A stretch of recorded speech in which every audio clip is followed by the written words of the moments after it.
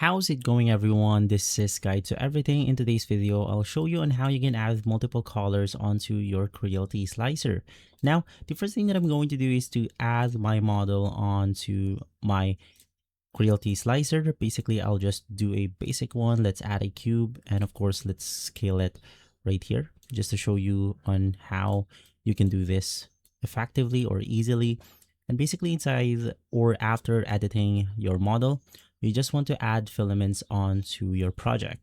Now, this will depend on how much or how many colors you want to apply on to your model. So in my case, let's go ahead and delete this first just to show you on how you can do this. Basically, you just want to navigate through the plus icon on the side bar of the filament name right here, which is going to be this specific plus icon. So you just want to click on it, and then it will add filaments on this section. Of course, you can add multiples if you want to. So in our case, just to make things easier, let's do something like 3 colors. For our first color, you just want to go ahead and choose or click on the number 1, number 2, or number 3 to change them. In here, let's go ahead and say that we want to apply red, green, and blue. Of course, click on OK.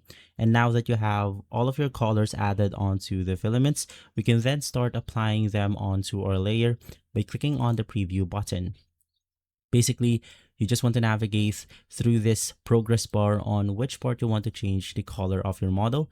Of course, let's do something like on this part right here. Right click on it, click on change filament, and then you can apply the next color. It will then change the progress bar's color depending on the main filament color that we are using. Of course, you can do this multiple times if you want to. And now to apply your changes, you can just click on the slice plate option, and then you will be able to see that right here. And so guys, if this video has been helpful, leave a like, subscribe, and follow Guide to Everything for more videos like this. Thanks for watching.